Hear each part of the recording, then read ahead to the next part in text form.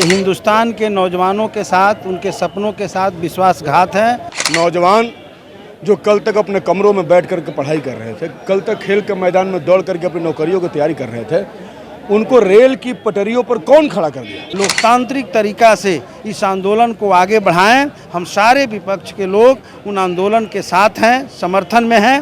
उन्होंने 1 सेकंड के अंदर नौजवानों का पूरा जो भविष्य है, उनका सपना है, उस पर बुलडोजर चला दिया। नमस्कार, आप देख रहे हैं लाइव सिटीज। मैं हूं आपके साथ शिवम। अग्निपथ योजना के विरोध में आज महागठबंधन के सभी विधायकों के द्वारा राजभवन मार्च किया गया है। आपको बता दें कि इस वक्त हमारे साथ CPI-ML के विधायक अमरजीत कुशवाहा हैं, उनसे बात करेंगे। जिस तरह से केंद्र सरकार ने स्पष्ट कर दिया है कि अब ये योजना वापस नहीं होगी, सरकार तानाशाही रवैया अख्तियार कर रही है, हिटलरी सरकार है।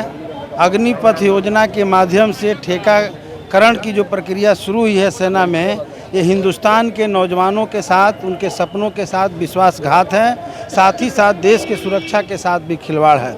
अगर सरकार इस योजना को वापस नहीं लेती है तो हिंदुस्तान में एक बार फिर बड़ा आंदोलन होगा और उस आंदोलन के दबाव में, जिस तरह से कृषि आंदोलन को लेकर के किसानों ने बड़ा आंदोलन किया था और सरकार को पीछे हटना पड़ा था, घुटना टेकना पड़ा था, इस बार भी सरकार को घुटना टेकना पड़ेगा।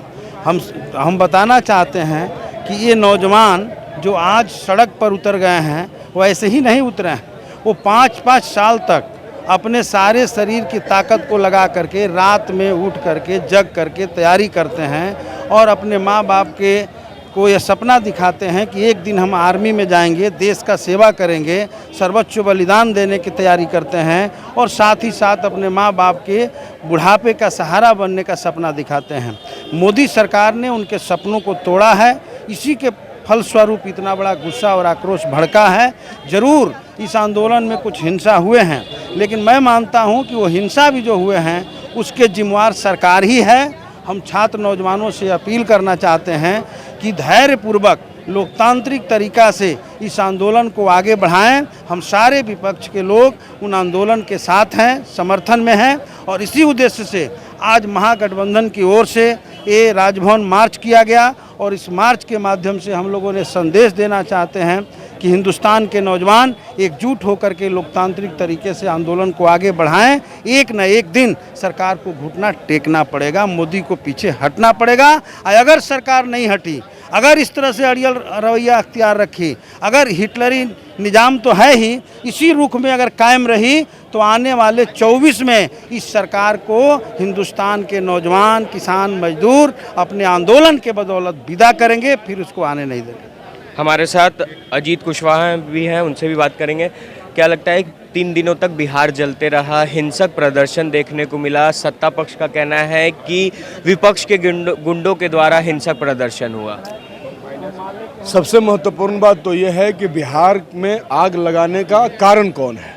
नौजवान जो कल तक अपने कमरों में बैठ कर के पढ़ाई कर रहे थे, कल तक खेल के मैदान में दौड़ करके अपनी नौकरियों की तैयारी कर रहे थे, उनको रेल की पटरियों पर कौन खड़ा कर दिया?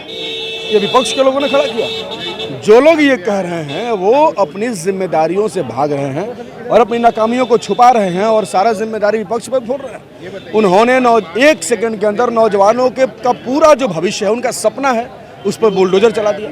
तो आप ही बताइए कि नौजवानों का सपना आप छीनिएगा, उनका भविष्य बर्बाद करिएगा, तो क्या नौजवान सड़क पर नहीं उतरेगा?